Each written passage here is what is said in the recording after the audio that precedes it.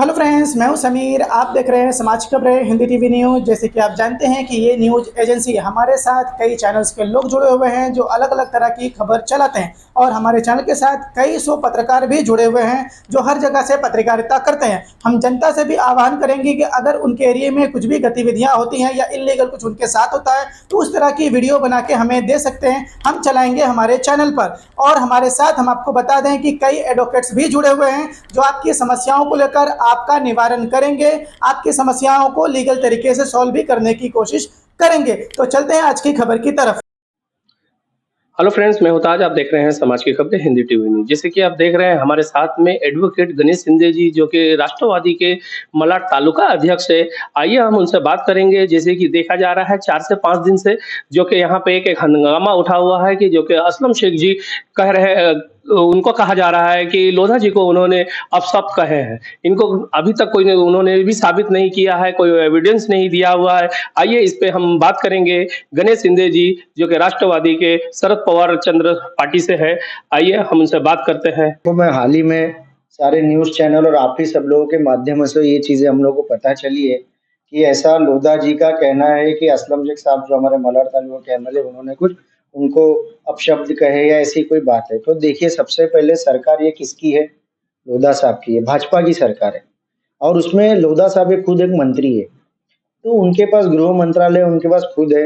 अगर एमएलए साहब ने ऐसा कोई बयान किया है तो वीडियो मीडिया के सामने लाए और उस पे कानूनी कार्रवाई करें। क्यों एक्शन नहीं होगी? आप तो मंत्री और आपके खिलाफ कोई अपशब्द कहता है तो उसके आप मतलब आपकी फैमिली तक के पास अगर कोई कहता है और उसके पास आपका एविडेंस है तो आप मीडिया में लाइए ना। लेकिन अगर आपके पास कोई एविडेंस नहीं है और किसी पे भी आप आरोप, बेबुनियाद आरोप लगा रहे हो और उसे ये बता रहे हो कि मुझे ये कहा वो कहा, तो झूठी अफवाह भी नहीं फैलाते हुए मैं तो असलम शेख साहब को कहूंगा कि अगर आपको भी ऐसा कुछ लगता है कि कोई आपके बारे में अफवाह फैला रहा है तो आप कोर्ट में जाइए और इनके खिलाफ में कार्रवाई कीजिए। उनका कहना है कि यहाँ पे 22,000 जो लोग रह रहे हैं वो पाकिस्तानी है और क्या बोलते हैं बांग्लादेशी है, रोहिंग्या है। वो कह रहे हैं कि इनके घर हम खुलेआम तोड़वा देंगे। तो ये कहाँ तक ये सही है? यहाँ क्या मालूम में क्या ये लोग रहते हैं यहाँ पे? आप क्या पाकिस्तानी है? देखिए, 2014 से इस पूरे इंडिया में मोदी जी की सरकार है। अगर यहाँ रहते भी है तो ये उनके सरकार का फेलियर है। सरकार इनकी है, सारी पुलिस इनकी है, सारी चीजें इनकी है। अरे भाई, आप करवाइए कार्रवाई, एविडेंस निकालिए, लोगों के सामने लाइए। आपको एक्शन लेने से कौन रोक रहा है? सिर्फ मुद्दे मत बनाइए, आप कुछ तो भी काम कीजिए। अगर आपको लग रहा है यहाँ पे रोहिंगे है या जो भी है, आपको लग रहा है यहाँ पे कोई ऐसे देश विपरीत काम हो रहा है, तो आपकी सरकार है, आप एक्शन लीजिए, हम आपके साथ हैं। तो सर ये साबित करने के लिए जरूरी है कि उनके घर तोड़ दिए जाए?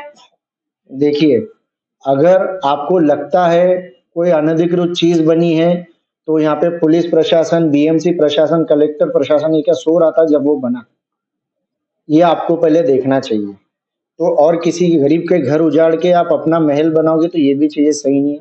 आप पहले उन पे कार्रवाई करने से पहले देखिए तो सही, वो डॉक्यूमेंट उनके वेरीफाई कीजिए। आपको लगता है उनके डॉक्यूमेंट कहीं गलत है, उसके बाद आप एक्शन लीजिए। मुख्यमंत्री का कहना है कि 2011 से जितने भी झोपड़े बने हुए हैं वो झोपड़े टूटेंगे नहीं। उसमें बहुत सारे हैं जिसको हमने खुद वेरीफाई किया है कि उनके 2011 के लाइट बिल है, सब कुछ है, फिर भी उनका डॉक्यूमेंट्स देखा नहीं गया और सीधा बुलडोजर चला दिया गया। सर नहीं, कैसा है, पहली बात तो अगर ये जीआर है, जीआर जो सरकार ने ही बनाया हुआ है और ये सरकार ने बनाया जीआर को अगर सरकारी लोग नहीं मानते होंगे तो इनके खिलाफ भी एक्शन होना चाहिए। मैं तो कहूंगा जितनी स्थानीय जनता है, इन्होंने कोर्ट में पिटीशन फाइल करनी चाहिए, सारे अपने डॉक्यूमेंट को लेकर कोर्ट में जाना चाहिए। क्योंकि हमारे पास अब कोई जब आवाज हमारी नहीं सुनता है तो कोर्ट एक पर्याय हमारे सामने बचता है जहाँ पे कम से कम हमको वहाँ न्याय मिले, ऐसी हम आशा रख सकते हैं। बीजेपी प्रेसिडेंट अमित शाह ने जो एमएलए असलम शेख के ऊपर आपत्तिजनक जो इंटरव्यू में कहा है, तो लेकर आप किस तरह से देखते हैं? नहीं, देखिए, किसी भी व्यक्ति के खिलाफ कोई दूसरा व्यक्ति अगर अभद्र भाषा करता है तो वो गलत है। अमित साटम जी ये एमएलए भाजपा के मुंबई के अध्यक्ष, और मैं जानता हूँ उनको, ऐसा नहीं, वो उन्होंने ऐसी कैसे बात कर दी, इतनी अभद्र भाषा, मुझे तो इनके मुंह से ऐसी भाषा नहीं निकलनी चाहिए, पर उन्होंने सारे लोगों को ही लिया। मैं भी, मेरा जन्म इस मालवनी में हुआ, हम यहाँ पे इस मालूनी में मेरे दादाजी, मैं गणेश शिंदे हूँ, महाराष्ट्रन हूँ, मराठी लड़का हूँ। इन पूरा फैमिली हमारी यहाँ पर रहती है और मैं भी मालवनी का ही लड़का हूँ।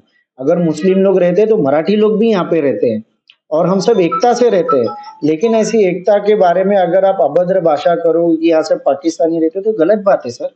आप अपने कम से कम शब्दों को विराम दीजिए और कम से कम ये सोचिए कि आपने क्या कर रहे हो, किसके बारे में कह रहे हैं आप। गणेश जी, जिस तरह से ये बयानात एक जनप्रतिनिधि, एमएलए, एक्स कैबिनेट मंत्री को दिया गया, तो इसको देखते हुए कानून की क्या कार्रवाई होना चाहिए? नहीं, मैं तो यही कहूंगा कि सबसे पहले अगर आपको लगता है कोई आपके बारे में अभद्र का भाषा करता है, अगर आपकी बात पुलिस के पास, प्रशासन के पास आप पहले जाइए। अगर आपकी बात पुलिस प्रशासन नहीं सुनता है तो आपके पास कोर्ट है, कोर्ट में जाइए, पीआईएल फाइल कीजिए ऐसे लोगों के खिलाफ में, आपको जरूर न्याय मिलेगा। अगर नहीं कोई करता है तो मुझे कहिए, मैं भी एक एडवोकेट हूँ, मैं फाइल करता हूँ आप लोगों के लिए। क्या सजा है, मतलब इसमें जो कानून के हिसाब से देखा जाए? देखिए, सुप्रीम कोर्ट के गाइडलाइन से कोई भी व्यक्ति दूसरे व्यक्ति के बारे में अभद्र भाषा नहीं कर सकता है। उसके पब्लिकली आप किसी भी, और मैंने तो देखा साटम जी पब्लिकली नहीं, पूरे मीडिया के सामने उन्होंने ऐसी भाषा की है, तो आप कोर्ट में जाके उनके खिलाफ में एक्शन ले सकते हैं। कोर्ट जरूर हमें न्याय देगा इस बारे में। क्या आपका एनजीओ है और काम करने के लिए डोनेशन चाहिए, लेकिन 12 ATG सर्टिफिकेट नहीं होने की वजह से डोनेशन नहीं मिल पा रहा है, तो आप RTI SKK एजेंसी से संपर्क करें। RTI SKK एजेंसी से संपर्क करके 12 ATG सर्टिफिकेट बनवा सकते हैं। उठाए फ़ोन और लगाएं कॉल